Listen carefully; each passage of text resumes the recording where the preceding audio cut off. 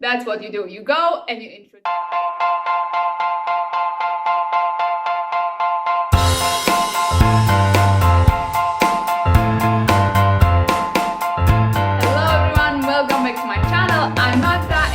I'm gonna tell you how to make friends and adapt abroad. So first thing you should do when you are going abroad or when you are going on Erasmus, first month you are going for all the meetings, all the orientation days, weeks, months, all the karaoke, beer pongs, trips, guided tours for your city, all the events that you have with exchange students, with international students. You are going for all these events. Student organizations will organize all this stuff, and they're gonna organize some type of cultural, orientation, integration meetings that you're gonna be able to meet each other and get to know each other. In my opinion, put yourself into the student organization and go out with them. They will make some Facebook group or WhatsApp group, which you have to add yourself to, and you're gonna go for all the meetings you have. And you don't care if you are really tired, if you have 8 a.m. class next day, it doesn't matter. First month, you are going out every single time, even if it's every single night. And even if it means that you're gonna sleep 2 hours at night, it doesn't matter. You're gonna sleep 2 hours, you're gonna go for your classes, you're gonna go back home, you're gonna sleep 4 or 5 hours, and then you're gonna go out again, and then you're gonna meet new people again. It's really, really important to meet people in first month,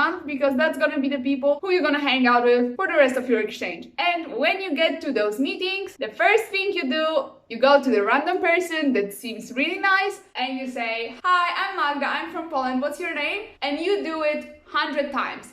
Every single time when you go for your event, for new class, for beer pong, for karaoke night, to the club, international dinners, and stuff like this. That's what you do. You go and you introduce yourself to every single person. You introduce yourself in English or in language of the country you're going to. You figure out what language this person speaks, but I would say English is the most probable option. So go introduce yourself in English, and then maybe they're gonna switch for the other language if you both speak this language. If you can, but it depends on your budget, and I talk about budget in another video, go for the trips. All the travels that are organized by student organizations, they're gonna be with students, you're gonna spend this time in the buses, you're gonna spend this time in the hotel, you're gonna sleep with someone in the room, you're gonna have shared rooms, so you're gonna have a lot of opportunities to meet new people, and try to meet them, try to get to know them. You're gonna have time to do some kind of games to get to know each other, then you're gonna do a city tour, you're gonna have to hang out with someone, you're gonna have to eat with someone, so it's really, really good opportunity as well to meet new people. Another useful thing to do is to learn another language, so that way you're gonna reach more people. Because for example, in my case, when I went to Spain, most of the people were speaking English, but for example, Italians who were not that confident with English and they were studying in Spanish, they were speaking only Spanish or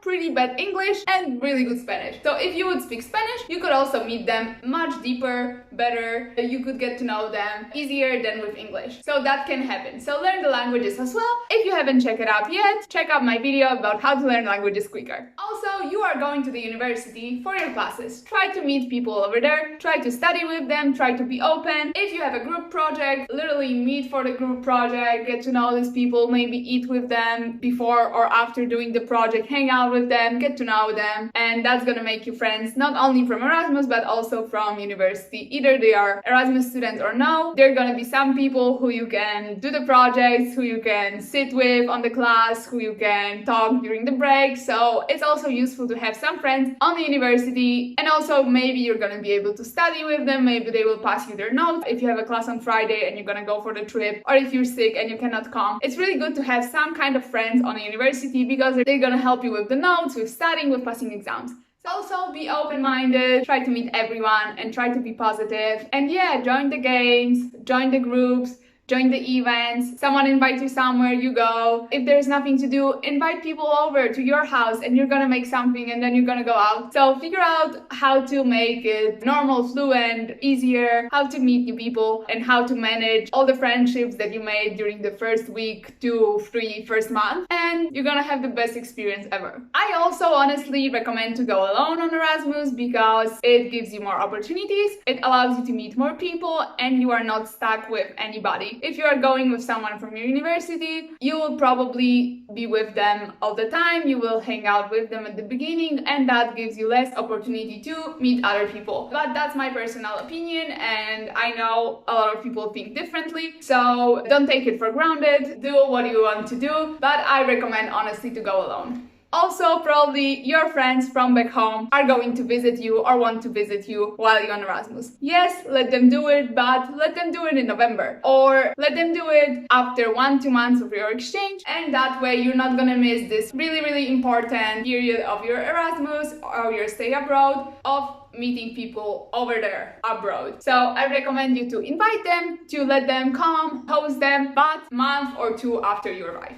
Also, I really recommend you to arrive a little bit earlier. So arrive 1 or 2 weeks before the classes. That way you're gonna be able to see the city, to meet the people from organization, to meet all the arriving people who are coming. You're not gonna be this last person who just arrived. You're gonna be this person who is waiting for people to arrive. You're gonna be able to organize your flat, to organize all the documents, and you never know what time the other universities in the city you're going to gonna start the year. So maybe some people gonna arrive earlier because they start earlier. That was in my case in Cordoba. There were 2 universities and one of them was starting earlier than another one. So some people were really late. Some people arrived like almost 2 weeks after me and they were, let's say, behind with the friendship. So yeah, I would recommend you to arrive a little bit earlier and ask your friends to come visit you later than earlier. About adapting, you will adapt easier if you have friends, so all the stuff that I just said makes more sense as well for you to adapt. You will adapt as well better if you're gonna eat different stuff, if you're gonna get to know different cultures, you're not gonna feel alone, and yeah, that's all